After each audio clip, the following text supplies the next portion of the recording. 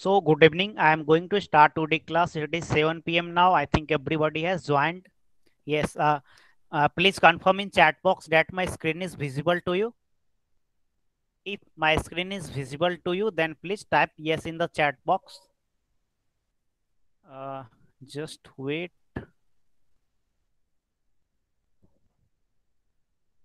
Yes. So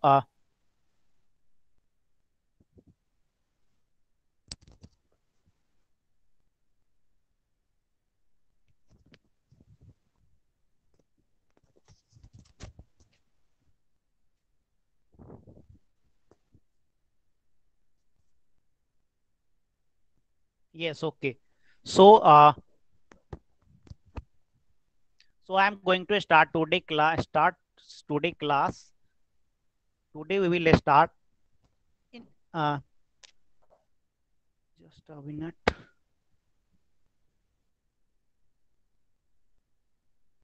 Yes. So in last classes, we have started the topic number 6 of your science, that is substances in daily use. So मैंने इसका छोटा सा brief introduction आप लोगों को दिया था कि substances in daily use chapter number 5 and होने के बाद. So today we will start from initial. Okay. So screen is not visible. Okay, sorry.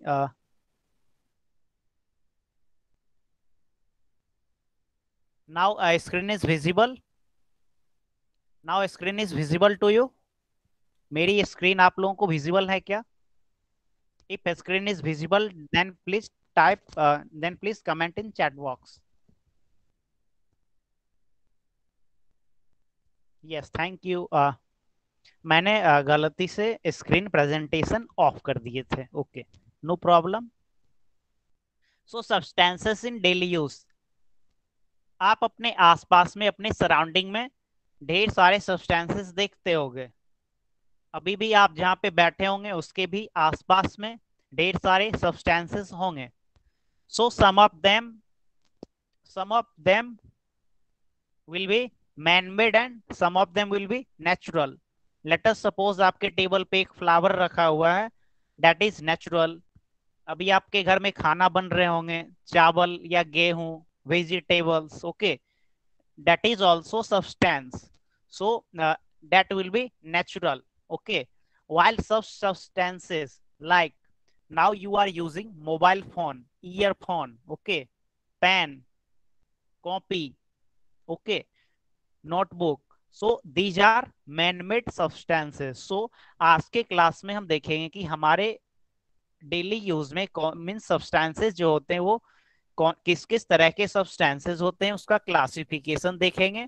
Then after we will study about the production of some substances like first one is rubber. Rubber आप लोग use करते होंगे. The example of rubber, आप chat box में rubber का example दे सकते हो क्या? screen okay, my screen is visible to you. Please confirm in chat box. Please confirm in okay, I am going to again present the screen.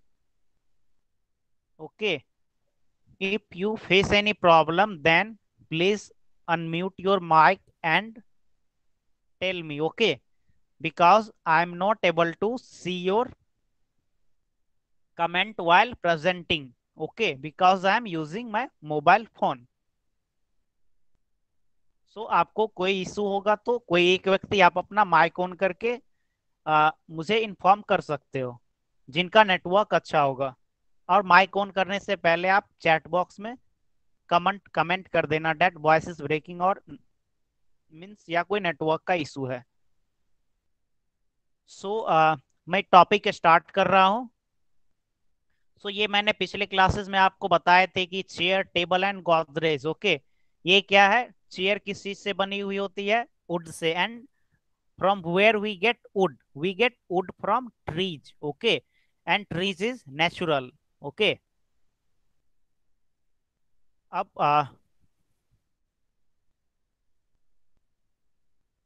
यहाँ पे दो चीज हैं. Okay, first one is cotton and second is iron. So हम cotton के भी ढेर सारे ऐसे प्रोडक्ट हैं जो देखते हैं, यूज करते हैं। कॉटन का क्या एग्जांपल है? क्लॉथ, आप कॉटन के क्लॉथ पहनते होंगे। फाइबर और थ्रेड, कॉटन का क्या थ्रेड होता है, धागा जिसे बोलते हैं। साड़ीज होती है कॉटन की। हैंड कर्चीफ, हैंड कर्चीफ आप लोग इस्तेमाल करते होंगे कॉटन का। Quilts, mattress, quilts I don't know, mattress घर पे बिछा के बैठते होंगे, pillows. Okay, these are the product made up of cotton. ये सब प्रोडक्ट हैं जो कि कॉटन से बने होते हैं। Okay, and second is just below cotton there is iron. Okay, so like cotton there are lots of product made up of iron. First one is steel bars. Okay, steel bars means construction steel bars that we use in our construction of home, bridge. Okay, second is grills. Third means taba. Taba means it is used to baking the roti. रोटी बनाने में तावा का use किया जाता है। And third is parts of automobile, electric pole, tablet, tables, cupboard, etc. Means irons के भी ढेर सारे। हाँ, yes, pen, very good, yes, voice is clear, thank you. So there are lots of product made up of iron. Okay, so cotton एक कोई product है, means cotton हमें कहाँ से मिलते हैं? कॉटन हमें पौधे से मिलते हैं, एंड फिर हम उससे प्रोसेस करके ढेर सारे सब्सटेंसेस बनाते हैं जो कि हमारे डेली लाइफ में जिसका हमें प्रयोग होता है।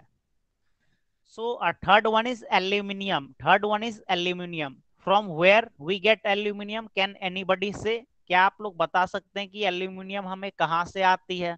जैसे कॉटन, कॉटन हमें पेड़ पौधे से मिलती है, कॉटन का एग्रीकल्चर फील्ड में इसका खेती होता है। सो आयरन और एल्यूमिनियम हम कहाँ से प्राप्त करते हैं? आयरन, हम आयरन या एल्यूमिनियम, ये सब मिनरल्स जो होते हैं, मिनरल्स, वो हम मीन्स खनिज, ये क्या हुए? खनिज पदार्थ हुए, इसे हम जमीन के अंदर से एक्सट्रैक्ट करते हैं। ओके, जमीन के अंदर से, लैंड से हम एक्सट्रैक्ट करते हैं। ओके, यस, फिर उसे हम प्रोसेस करके, आफ्टर प्रोसेस हम उसे अलग अलग तरह के चीजों में एज पर आवर नीड हम लोग कन्वर्ट करते हैं। सो aluminium, so aluminum is used to making kitchen utensils, electric cables, etc. Also, aluminum is used in lightweight vehicle, means car. In car, aluminum is used.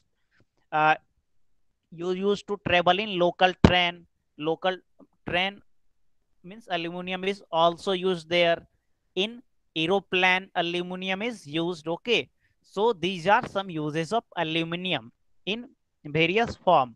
Okay, so हमने यहाँ पे तीन चीजों के बारे में पढ़ा जिसका अलग अलग तरह के फॉर्म में अलग अलग तरीके के सामान बनते हैं और उसके डिफरेंट डिफरेंट यूज हैं। First one cotton, second is iron, third is aluminium. So यहाँ पे कंक्लूजन निकलता है। तो जैसे आपने iron and aluminium, iron and aluminium हम कहाँ से एक्सट्रैक्ट करते हैं? हम लैंड के अंदर से, कोल माइन जैसे होते हैं, जैसे कोल माइन, कोल माइन के अंदर से we extract coal from mines. Similarly, yes, any problem? किन्हीं का माइक ऑन था क्या? ओके, नो प्रॉब्लम, मुझे लगा okay, no problem, yes.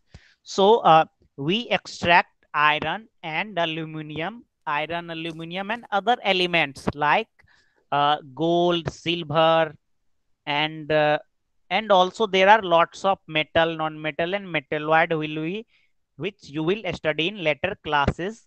We extract these from ore, means mines. Okay, हम लैंड के अंदर से इसे हम एक्सट्रैक्ट करते हैं। बट कॉटन, कॉटन हम कहाँ से, कॉटन हमें कहाँ से मिलती है? We get cotton from cotton plant. Okay, जैसे मैंगो, मैंगो हमें कहाँ से मिलती है? मैंगो के प्लांट से। Coconut, coconut we get from coconut plant. Okay, we get coconut from coconut plant, then we में कोकोनट के कोकोनट से क्या बनती है, रस्सी बनती है, झाड़ू, झाड़ू जिससे हम घर का सफाई करते हैं। Okay, so these are some products made up of coconut plant. Okay, so यहाँ पे जो कोकोनट, कोकोनट के प्लांट में क्या मिलता है, कोकोनट। सो कोकोनट क्या हो गया, नेचुरल। कोकोनट क्या हो गया, natural substances.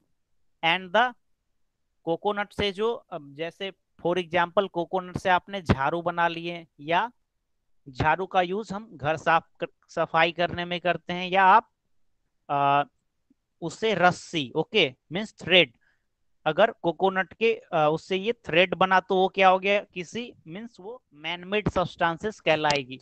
Means product by processing natural available substance is called man made substances. Okay, so हम आगे प्रोसीड करते हैं कि मीन्स जितने भी सब्सटेंसेस हैं, we divide all substances into two category, two main kinds.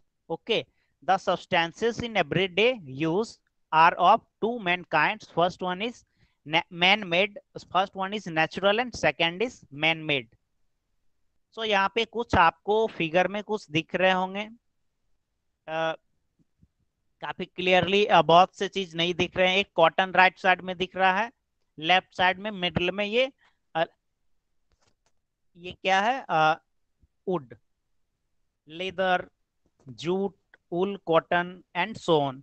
सो इसमें आप देख रहे होंगे जैसे कॉटन या वुड है, ये क्या, ये सब क्या है, ये जैसे लेदर है, we get leather from, leather is the skin of animals. Okay, animals जब मरते हैं तो उससे क्या होता है, लेदर को निकाल लिया जाता है। So it is leather.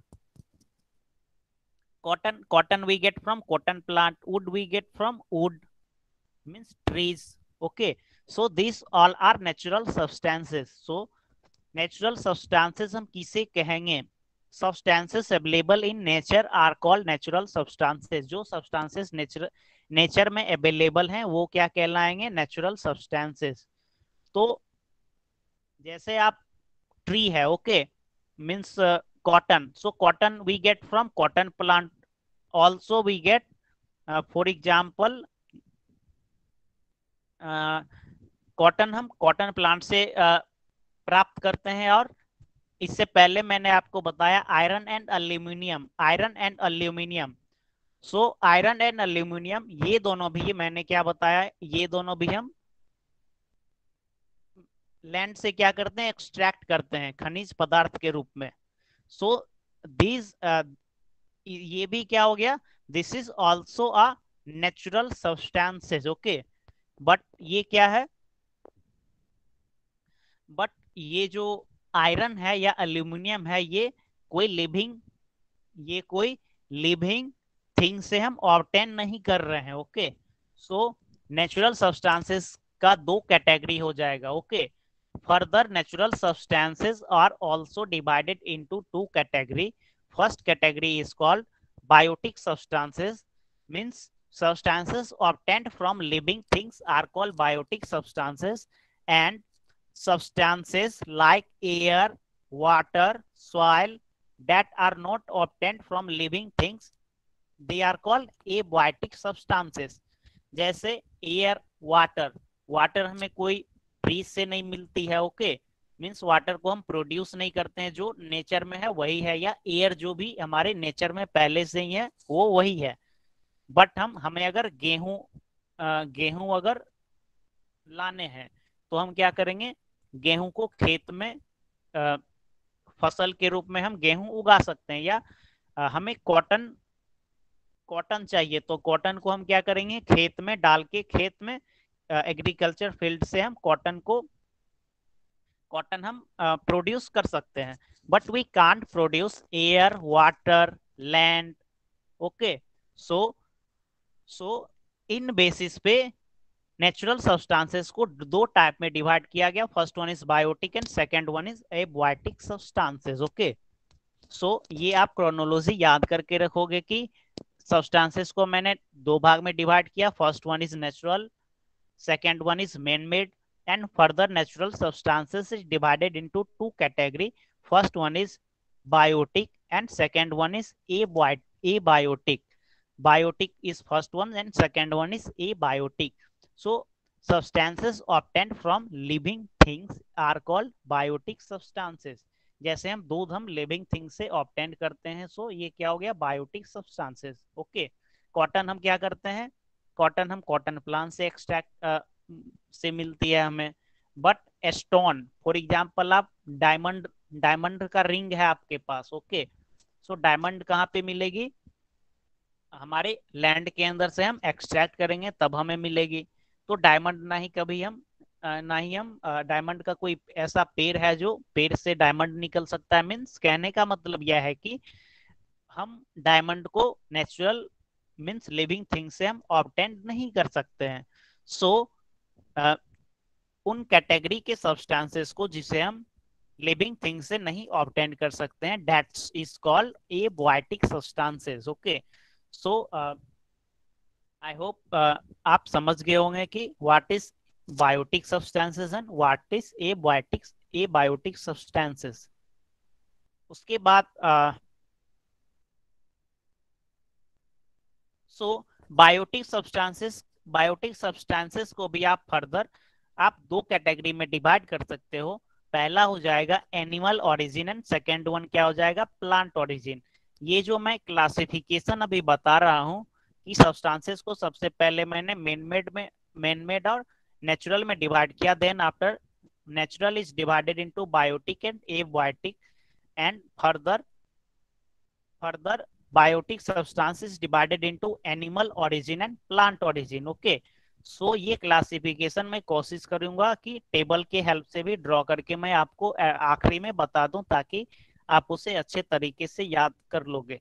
So biotic substance हम कहाँ से ऑब्टेन कर देते, लिविंग थिंग्स से ऑब्टेन करते थे। तो लिविंग थिंग्स एनिमल भी हो सकते हैं और प्लांट भी हो सकते हैं। अगर हम जिस बायोटिक सब्सटेंस को एनिमल से ऑब्टेन कर रहे हैं, that's called animal origin. And जो सब्सटेंस जैसे कि जूट और कॉटन जो कि हम प्लांट से ऑब्टेन कर रहे हैं उसे हम प्लांट ओरिजिन कहेंगे। So it this is all about the natural substances. Now we will move to man-made substances. So what is man-made substances? Man-made substance is produced by processing naturally available substances. Man-made substances को जो भी nature में substances available हैं, suppose there is in nature we have lots of trees, okay, and after process tree in paper factory we get paper that you use in your notebook. After processing trees in paper mill we get paper. तो हम क्या किए कि हमारे पास क्या है, trees हैं, okay, so trees को पेपर मिल में ले जा करके उसे प्रोसेस किया जाता है, then after we get paper. Okay, similarly ऐसे ही हम रबर प्राप्त करते हैं। So these are man made substances. Let us suppose यहाँ पे क्या है, एक नोटबुक है नीचे में और एक मिट्टी का बर्तन है। ओके, सो ये मिट्टी का बर्तन है या कोई डेकोरेशन का सब्सटेंस होगा या प्लास्टिक का हो सकता है। ओके, सो हम इसे कैसे बनाते हैं, सपोज मिट्टी का घड़ा है तो मिट्टी is that is soil. Okay, soil is naturally available. Okay, and if we make pot or anything else by processing it, then it is called as man-made process. Okay, जैसे pots है, soil pots. Okay, so soil pots is not naturally available. Okay, soil pots is made by processing soil. soil pots है उसे soil को process करके जो जिसे कुम्हार बोलते हैं हिंदी में, वो क्या करते हैं, उसे प्रोसेस करके वैसा शेप देते हैं, फिर उसे फायर में देते हैं, then we get pots made up of soil. Okay, so कहने का मतलब यह है कि जो सब्सटेंसेस नेचुरली अवेलेबल सब्सटेंसेस को प्रोसेस करके बनाया जाता है, that is called man made substances.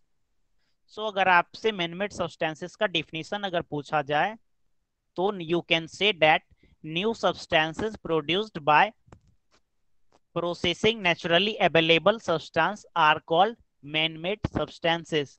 जो भी जो भी ऐसे न्यू प्रोडक्ट जो कि नेचुरल अवेलेबल सब्सटेंसेस को प्रोसेस करके बनाया जा सकता है, जैसा कि मैंने आपको कॉटन का एग्जांपल दिया था, आयरन का एग्जांपल दिया था, that there are lots of product of iron such as rods, tawa, construction bars, okay, and aluminum products are kitchen utensils, and so on many. And also cotton, cotton का use हम अपने clothes में करते हैं, hand कर्चीफ में करते हैं, saris, okay, saris, handkerchief and our clothes are made up of cotton, okay. So cotton is naturally available substance, and after processing cotton we get sari, we get thread made up of cotton, we get handkerchief made up of cotton, okay. So handkerchief, saris, etc, these are called as man-made substances, while cotton is natural substances. Any problem you have? Okay.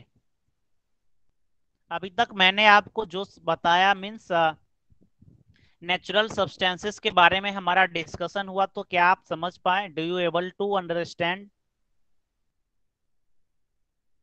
Yes, okay. आपने इन्होंने नहीं समझा, okay.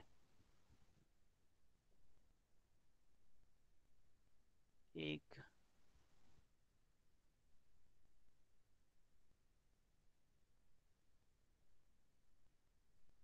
जिन्होंने no लिखा, आपने अपना attendance शायद नहीं बनाया है क्या? Please type your name in chat box. आप अपना नाम चैट बॉक्स में टाइप करें। uh,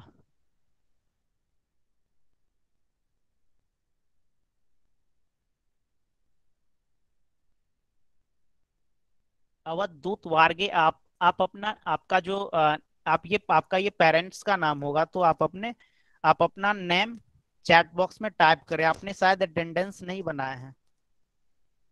please type your name in chat box, okay. So this is means मैंने अभी natural substances and manmade substances के बारे में हमारा डिस्कशन हुआ। हम इसे और एक फर्दर हमें डायग्राम व्हाइट बोर्ड के हेल्प से मैं आपको बताऊंगा, तो uh, जो नहीं समझे हैं या आपको समझने में थोड़ी सी कठिनाई होगी तो आप समझ जाओगे। जैसे फॉर एग्जाम्पल प्लास्टिक है, ओके। तो प्लास्टिक से क्या बने होते हैं? Raincoat, school bag, okay, और भी ढेर सारे ऐसे सब्सटेंसेस जो कि प्लास्टिक से बने होते हैं। So this all are called man made substances. So यहाँ पे मैं एक टेबल का डिस्कस कर रहा हूँ, टेबल डिस्कस कर रहा हूँ। So first one is construction and second is writing material.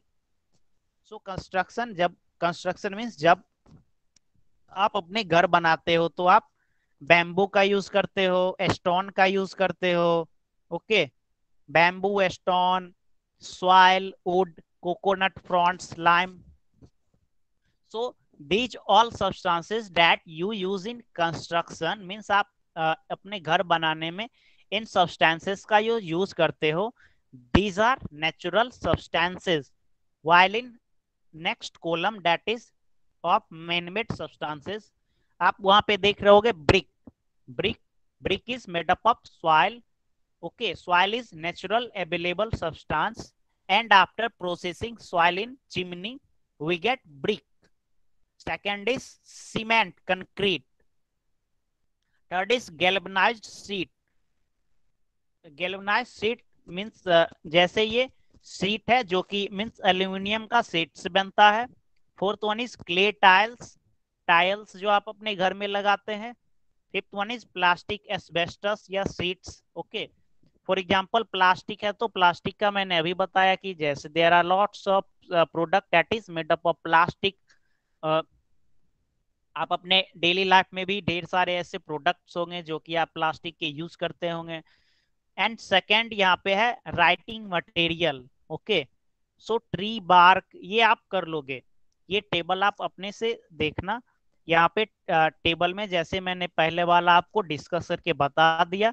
Second is writing material, and we will also study how paper is made, paper कैसे बनता है ये हम आगे पढ़ने वाले हैं। ओके, सो सो ये मैंने अभी कंस्ट्रक्शन में जो सब्सटेंसेस यूज होते हैं, तो कुछ ऐसे सब्सटेंसेस होते हैं कि वो नेचुरल होते हैं, and some of substances that we use in construction of our home is man made. So example of natural substances: bamboo, stone, soil, wood, coconut fronds, lime, etc. And example of man-made is brick, cement, etc.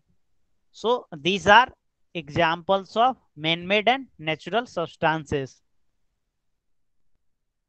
So in last column there is thread. Thread means dhaga. Okay, means very fine. So man in natural column यहाँ पे cotton, silk या wool दिया हुआ है, and in man-made there is nylon and rayon. So nylon और rayon, आपको एक नया शब्द यहाँ पे दिख रहा होगा, बट ये नायलॉन एंड रेयन के बारे में हम इस टॉपिक का ये आखिरी चैप्टर है कि nylon, what is nylon and what is rayon. Okay, we will study in details in in the last of this chapter.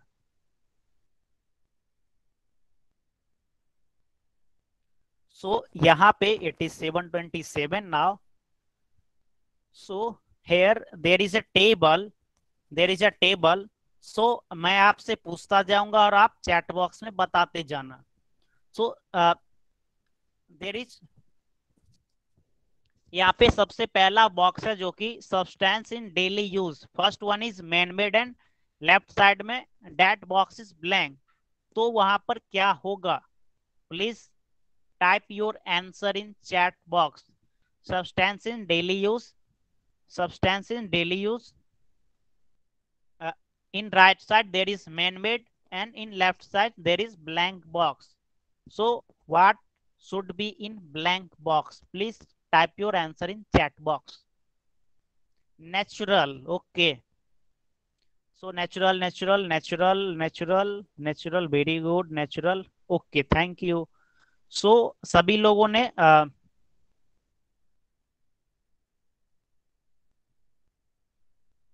Okay, so maximum लोगों ने नेचुरल आपने बोला। सो इस सो सब्सटेंस जो कि हम डेली लाइफ में यूज करते हैं, that is divided into two parts, that is man made and natural. And so this is, ये क्या था? Natural. And below this there is first box is of abiotic and second box is blank. So what should be in second box? What should be in second box? In the right side of abiotic box. Please type your answer in chat box. आप अपना answer chat box में type करें।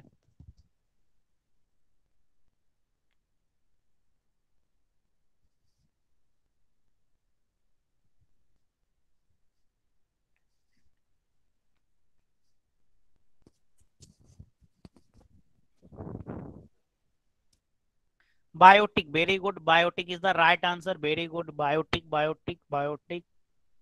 4 5 6 7, 7 लोगों ने biotic का answer दिया।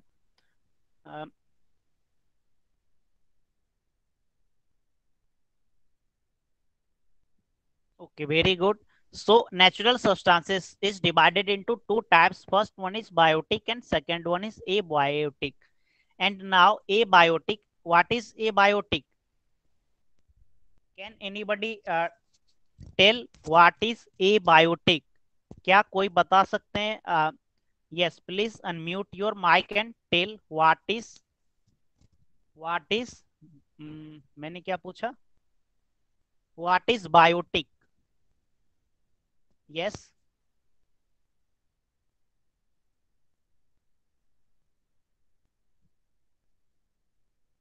Yes, you can unmute your mic and tell.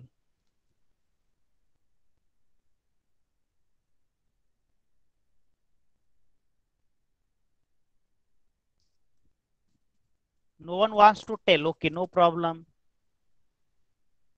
So,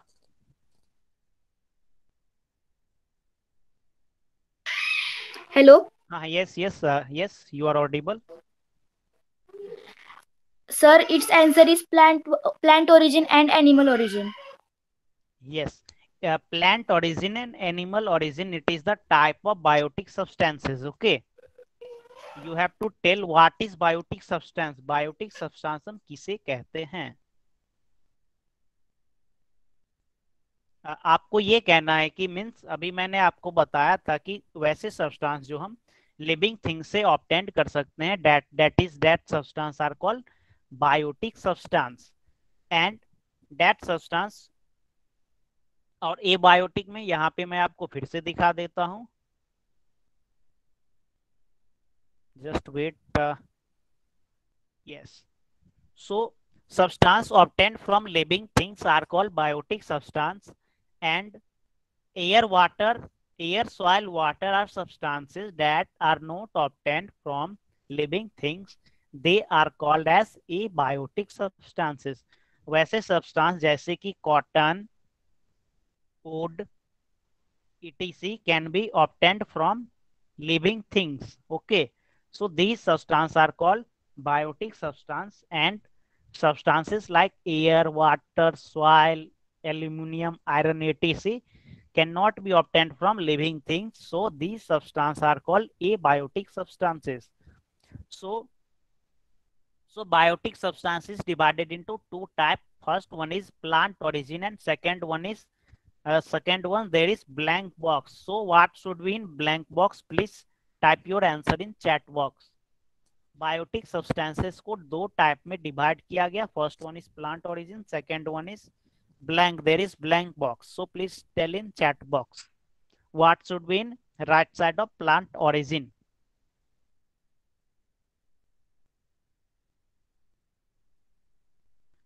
uh, Physical rather than biological, not derived from living organism. Yes, good, very good. Are non-living parts of the environment. Yes, very good. हाँ, आपने biotic and एबोटिक के बारे में आपने chat box में लिखा है. Very good. Animal origin, animal origin, animal. Three answers animal origin. Very good. So चार लोगों ने आंसर दिए animal origin. So yes, animal origin. Good. Yes. So plant origin and animal origin. So कुछ ऐसे substances हैं जो कि living things हैं. तो कुछ ऐसे सब्सटेंस जिसे हम प्लांट से प्राप्त कर सकते हैं, that we can obtain from plant is called plant origin. And सब substances like milk, leather that we used in our shoes, slipper, etc. Can be obtained from animal. Okay, so yes, plant origin and animal origin. So uh, give an example of plant origin. Plant origin substance का एक example आप chat box में दे. सभी लोगों का answer अलग अलग answer दे, एक ही आंसर आप चैट बॉक्स में ना दे. Give an example of plant origin substance in chat box. Cotton, jute, animal. Yes, very good. Cotton या jute, this is an example of plant origin. HEMP, I do not understand. Wool is correct. Wool is obtained from sheep. Okay, wool is obtained from sheep, and sheep is animal origin. You can simply tell coconut, mango, okay, papaya, and so many substances that we can obtain from uh, plant origin. Yes. So this is all about the substances. हमने substance को दो type में divide किया. First one is animal natural, and second one is man-made, and after that natural is divided into biotic and abiotic. Further, biotic substances divided into plant origin and animal origin. Example of plant origin is coconut, mango, papaya, and many things. and example of animal origin is leather. Similarly, man-made, so there are lots of man-made substance you can see all around in your, even in your daily life, such as a water bottle, hand fan, window, and so on, that you see around. Okay, so this is very important table. Okay, आप इस table को अपने notebook में बना करके सारे box को fill up करके लिख लेना, ताकि ये अभी तक हमने इस चैप्टर में जो भी पढ़ा इसका ये समरी इसी टेबल में आ जाता है. Okay, so this table is very important for mind mapping.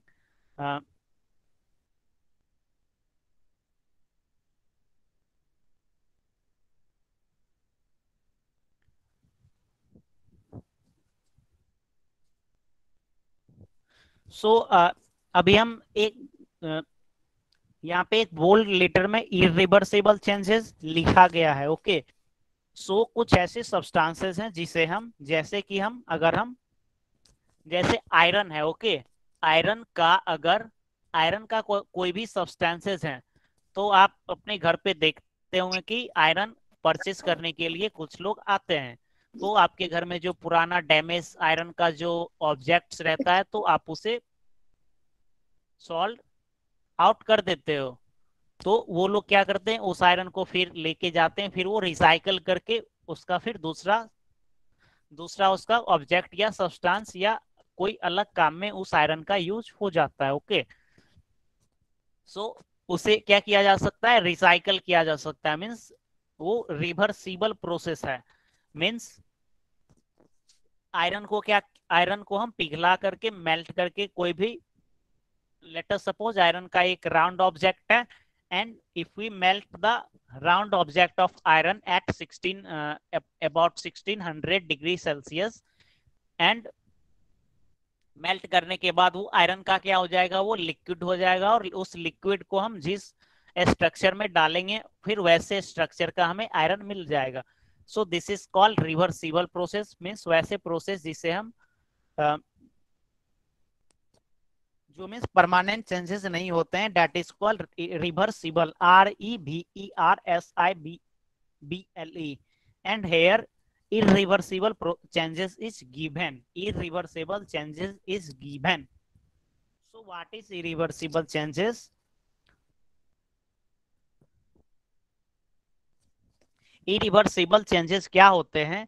The changes in the properties are permanent. That is, the original constituent substance cannot be obtained again from the new substance. Such changes are called irreversible. जैसे यहाँ पे दिया हुआ है कि आप अपने घर में टोमेटो परचेस करते होगे, आप अपने घर में टोमेटो परचेस करते होगे. लेट अस सपोज आपने किसी दिन गलती से ग्रीन टोमेटो ही परचेस कर लिए. मीन्स वो टोमेटो बहुत रेड नहीं है, तो आप परचेस कर लिए, तो आप क्या करोगे, आप ये बोलोगे कि ये बहुत रेड ये टोमेटो नहीं है, तो इसे हम 2 दिन के बाद हम यूज करेंगे, 2 दिन के बाद ये टोमेटो रेड हो जाएगा. तो आप 2 दिन के बाद देखते होगी टोमेटो क्या हो जाता है, थोड़ा सा रेड हो जाता है, तो आप अपने खाना खाने में आप उसे यूज कर लेते हो. ओके, बट कोई ऐसा प्रोसेस है कि हम उसे फिर रेड से हम ग्रीन कर सकते हैं? तो आपका जवाब होगा नहीं, नो. सो यहाँ पर जो केमिकल चेंजेस हो रहे हैं टोमेटो में, that can not be, means हम उसे फिर से वापस, मीन्स वापस हम ग्रीन नहीं कर सकते हैं. So these type of changes are called irreversible changes. Means permanent changes. Okay, so you will study about the irreversible processes and reversible processes in later classes, class 9, 10, 11. ये जो टर्मिनोलॉजी है reversible and irreversible का, ये आपको means आगे के class में बहुत बार आपको ये टॉपिक, ये आपको टर्मिनोलॉजी मिलेंगे. नाउ अब हम क्या देखेंगे, production of substances. Production of substances, तो सबसे पहले यहाँ पे रबर है. So rubber is of 2 type, natural and artificial. Rubber 2 प्रकार के होते हैं, नेचुरल और artificial. Natural rubber we get from gum or sap of trees. Gum you know, and sap means latex. आप जो भी काफी ओल्ड मैंगो के ट्री हैं या बेल के ट्री हैं तो आप वहां पे लेटेक्स देख पाते होंगे. लेटेक्स इज समथिंग, लेटेक्स आप समझ रहे होंगे, मैं आपको फर्दर में डायग्राम में लेटेक्स दिखा दूंगा. तो वही जो रबर के पेड़ पौधे होते हैं तो पौधे से क्या निकलते हैं, गम निकलते हैं एंड लेटेक्स. लेटेक्स को सैप ऑफ ट्री भी कहा जाता है. ओके, सो उसे कलेक्ट किया जाता है. कलेक्ट करके फिर रबर को कलेक्ट करने के बाद वो क्या है, हमारा रबर है. But that rubber is natural rubber. वो रबर नेचुरल रबर है. सो अगर आप नेचुरल रबर का स्लीपर पहन के सड़क पे जाओगे, ओके, तो वो मीन्स अभी जैसे हम स्लीपर पहनते हैं तो वो क्या है, वो मीन्स उसमें कुछ कुछ मिलाया रहता है. बट वो अगर नेचुरल रबर का अगर वो बना हुआ रहता तो मीन्स आपके पैर में वो चिपक जाता. मीन्स नेचुरल रबर काफी ही मुलायम होता है. सो उसे क्या, सो रबर को हार्ड बनाने के लिए, ड्यूरेबल बनाने के लिए, मीन्स ज्यादा दिन टिके, हार्ड रहे, तो इसके लिए क्या किया जाता है, इसके लिए एक प्रोसेस है जिसे हम वल्कनाइजेशन ऑफ रबर कहते हैं. we call them as vulcanization of rubber. This is a process in which we add some material in natural rubber and we get hard rubber. Okay, so एक Charles good year करके एक व्यक्ति थे, Charles Goodyear, जो आपके right side में एक box में लिखा हुआ है. तो उन्होंने क्या किया, मीन्स एक रबर और सल्फर क्या होता है, सल्फर एक एलिमेंट है. तो रबर और सल्फर को उन्होंने क्या किया, एक स्टोव पे डाल दिया. ओके, स्टोव पे डाल दिया और फिर उसके बाद उन्होंने ये नोटिस किया कि रबर में artificial means man made. Okay, जैसे आप देखते मीन्स न्यूज में सुनते हो कि artificial satellite was launched. Okay, means जैसे हमारा नेचुरल सैटेलाइट है मून, तो artificial means man made. Okay,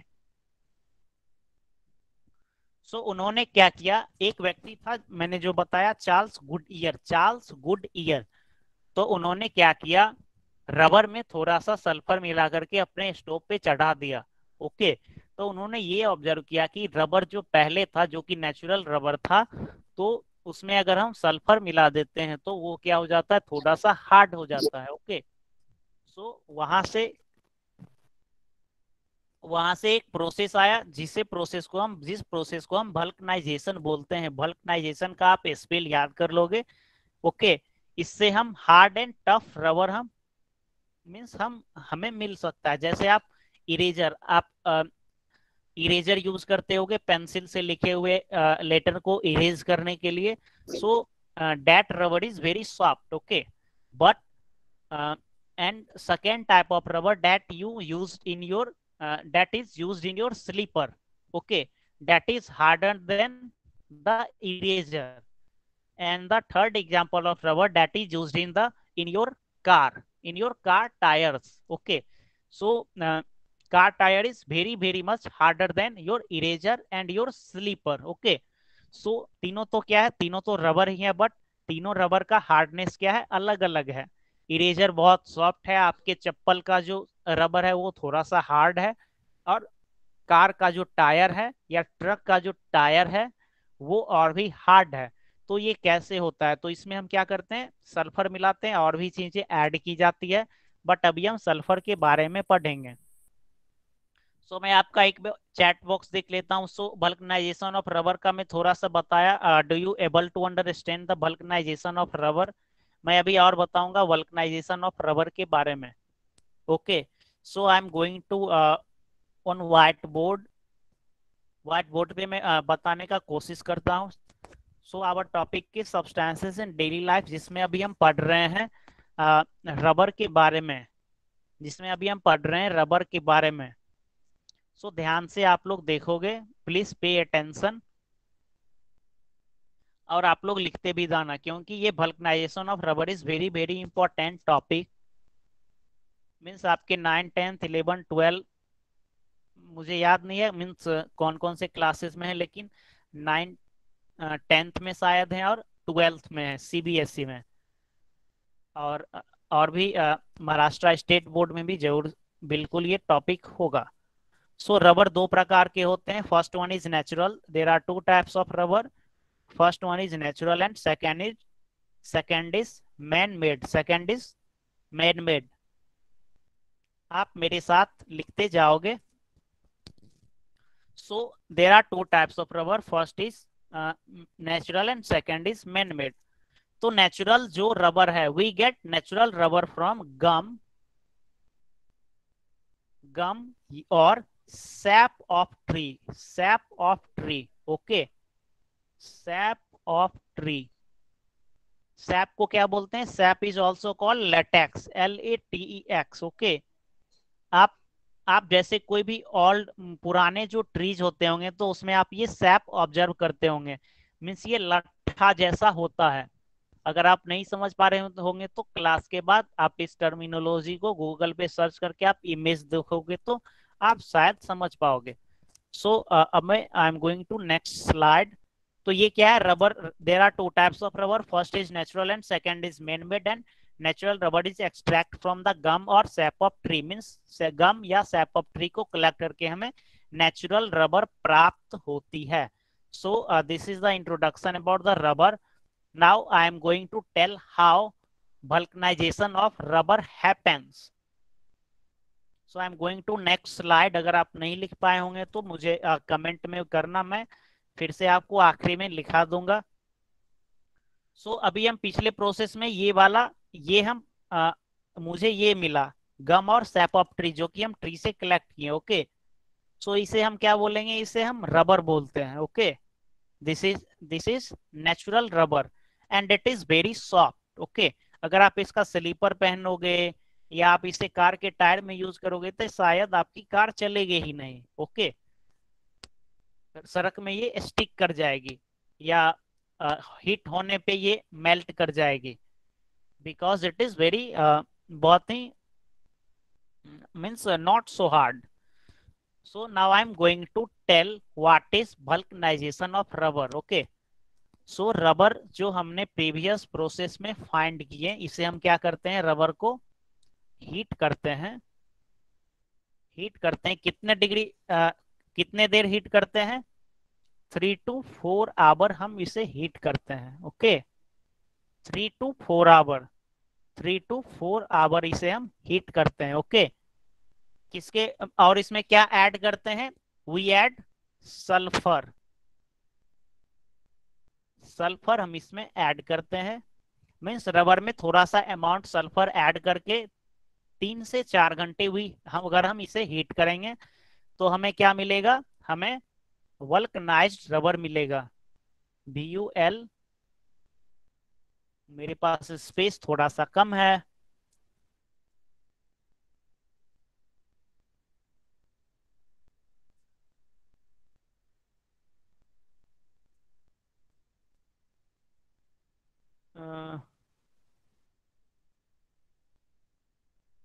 ये मैंने बल्कनाइज्ड रबर लिखा है, VULCUNISNIZED,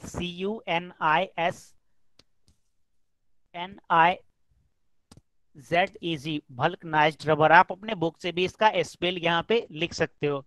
मीन्स कहने का मतलब ये है कि rubber, natural rubber that we, natural rubber means ये वाला रबर जो that we get from tree. So we add sulphur in natural rubber and after heating 3 to 4 hour we get rubber that is more harder than natural rubber, more durable than natural rubber, and it is called as vulcanized rubber. Okay, so this is the process of vulcanization of rubber. So there are example of rubber such as erasers. Example of rubbers मैं लिख देता हूं आपको। So erasers that we use in your daily life while studying. Okay, eraser को आप pencil से लिखे हुए चीजों को मिटाने, इरेज करने के लिए यूज करते होगे। Rubber balls you use two means while playing cricket, rubber balls rubber balls and rubber toys आते हैं, रबर बैंड आते हैं। ओके, मीन्स ये तीनों क्या हो गया, ये आप अपने डेली लाइफ में रबर से बने हुए सब्सटेंसेस को यूज करते होंगे। So car tyre car tyre so I am writing the examples. Okay, car tires and in watches also rubber is use in watch के बेल्ट में क्या होता है, रबर का यूज होता है। So these are some examples of use of rubbers. Okay, so सबसे पहले मैंने आपको बताया था कि रबर क्या है।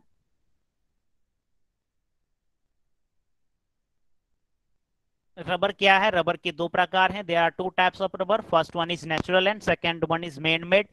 सो natural rubber we get from gum या गम और sap of tree, that is called latex. Second is vulcanisation of rubber.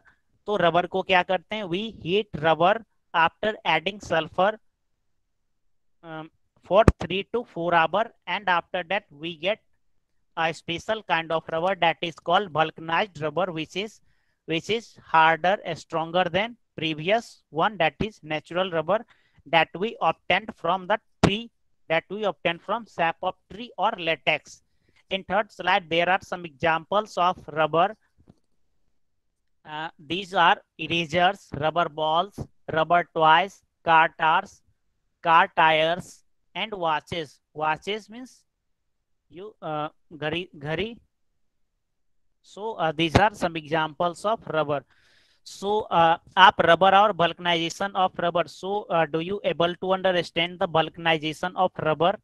If able to understand, then please type yes in chat box. If do not able to understand, then please type no.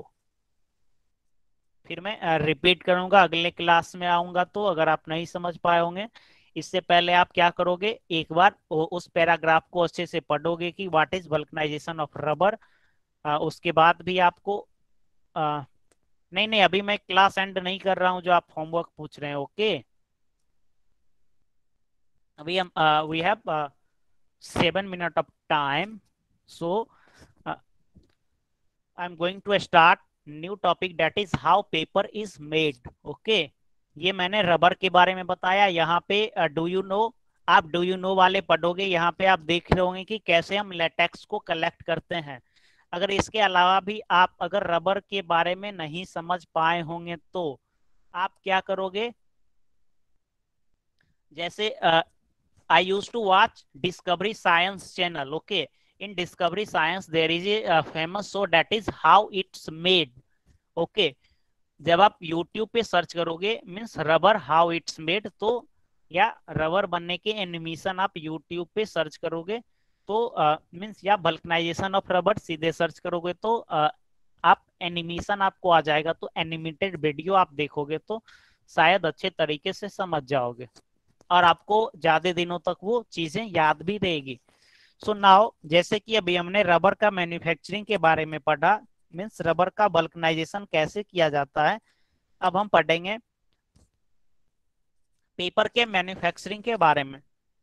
सो यहाँ आपके सामने में एक paper manufacturing का पूरा process दिया गया है। तो पेपर कैसे बनती है, पेपर पेपर मैं बताता हूँ पेपर कैसे बनती है। जैसे पाइन्स के ट्रीज होते हैं या पेपर जो होती है वो वुड के ट्रीज के पल्प से बनती है। तो लॉग ऑफ वुड जो होती है, लॉग ऑफ वुड को वो मैन्युफैक्चरिंग सेटअप है वहां पे भेजा जाता है। फिर पार्ट है वुड का जो आउटर पार्ट है वो उसमें से वहां से रिमूव किया जाता है। यहाँ पे आप यू कैन यहाँ पे फिगर 6.2 में आप सिंपली देख पा रहे होगे कि ये ट्री है, ट्री का वुड वहां पे गया।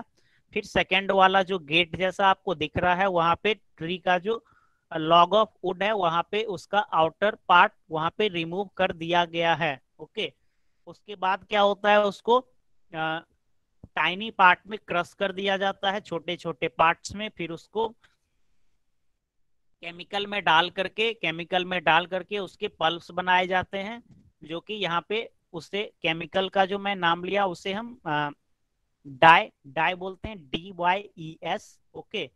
और यहाँ पे एडिंग डाई, ये बड़ा वाला जो आप टैंक देख रहे होंगे, इसमें डाई को ऐड करने का काम किया जाता है। फिर फिर वो पल्प जैसा बन जाता है, पल्प। देन आफ्टर उस पे प्रेशर अप्लाई करके, पल्प मीन्स गुद्दा मीन्स पल्प, फॉर एग्जांपल जैसे मैंगो के अंदर में वो पल्पी टाइप का रहता है, that is called pulp. Okay. So pulp को क्या किया जाता है, पल्प को कंप्रेस किया जाता है, तो उसमें वाटर क्या हो जाता है, पल्प से निकल जाती है, and we get we get paper. Okay. So this is the process of manufacturing of paper, the process of manufacturing paper. So अब इसका मैं पैराग्राफ पे चलता हूं। So paper is substance or material formed due to the intertwining of cellulose fiber in grass, wood, rags or waste paper. Thus paper is a kind of network of cellulose fiber. Cellulose fiber क्या होते हैं, मैंने just अभी आपको बताया कि trees का जो वुड का जो पल्प होता है, दैट इज सेल्यूलोज फाइबर। सो उससे ये पेपर बनती है। हाउ इज पेपर मेड, जिसका अभी मैंने अभी आपने फिगर 6.2 में देखा, उसी का ये यहाँ पे प्रोसेस है। Coniferous trees like pine are use to make paper. Coniferous का मीन्स, कॉनिफेरस का मतलब ये होता है कि, मैं आपको व्हाइट बोर्ड पे बताता हूँ, just a second. Yes, coniferous, आप आइसक्रीम खाते होगे, सभी लोग आइसक्रीम खाए होगे, तो this is the shape of ice cream, and इस शेप के जो भी ट्रीज होते हैं, that is called coniferous, that is called coniferous. इस तरह के ट्रीज क्या होते हैं, स्नोई रीजन में पाए जाते हैं। अगर स्नोई रीजन मीन्स बर्फीले क्षेत्र में, अगर स्नो इस पर फॉल करती है तो ये सब आसानी से नीचे गिर जाती है। ये आप डाइवर्सिटी चैप्टर में पढ़े होगे या अगले क्लास में आप पढ़ोगे। So this tree are called coniferous trees. Okay. So just a minute. So coniferous trees से क्या हो जाता है, so the bark of logs of these trees is first removed and wood is broken into small pieces. So bark means, bark is the outer part of the log. Log means लकड़ी का लट्ठा, LOGS। log means लकड़ी का लट्ठा में log, for example let us suppose this is called log. Okay, this is called log. Okay, means लकड़ी का लट्ठा, means this is a part of wood. So सबसे पहले क्या किया जाता है कि वुड का जो आउटर सरफेस है, लेट अस सपोज ये रेड के बाद वाला पार्ट जो आउटर सरफेस है, इसे पहले रिमूव कर दिया जाता है। ओके। इसे रिमूव करके बाकी जो बचे हुए पार्ट्स हैं उसको स्मॉल पीसेस में ब्रेक कर दिया जाता है। फिर ब्रेक करने के बाद ब्रेक करने के बाद मीन्स ये रेड वाला है, इसको स्मॉल स्मॉल पार्ट में ब्रेक कर दिया जाता है, ग्राइंड करके। और ब्रेक करने के बाद उसको एक लंबी सी टंकी में, जो कि यहाँ पे दिखाया गया था, ये वाला जो है टैंक, इस टैंक में डाल करके इसे सोक किया जाता है। देन सोक किया जाता है, सोक करने पे मीन्स वाटर के संपर्क में क्या हो जाता है, वो पल्प जैसा बन जाता है। फिर उसमें केमिकल ऐड करके कंप्रेस करने से, जैसे आपके घर में दूध का पनीर बनता होगा, तो उसे कंप्रेस करके उससे वाटर निकाल दिया जाता है। तो कंप्रेस करके क्या होता है, वाटर निकाल जाता है, फिर उससे मीन्स फाइनली हमारा पेपर पेपर बन जाता है। So this is all about the manufacturing of paper. इसमें कुछ ड्यूनो के बॉक्स दिए हुए हैं, वो हम अगले क्लास में डिस्कस करेंगे। And in next class we will discuss about nylon, rayon, Dacron, Terylene, terrain.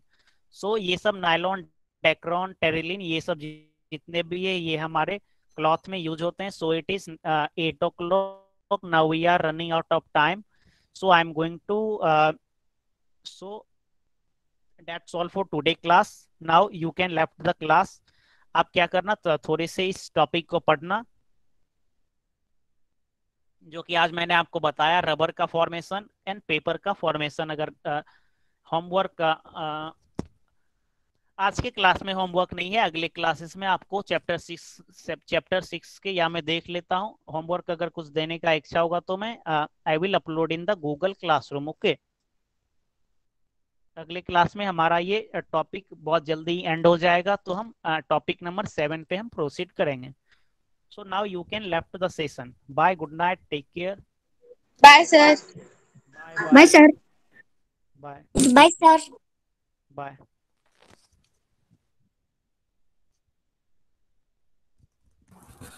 Bye, sir.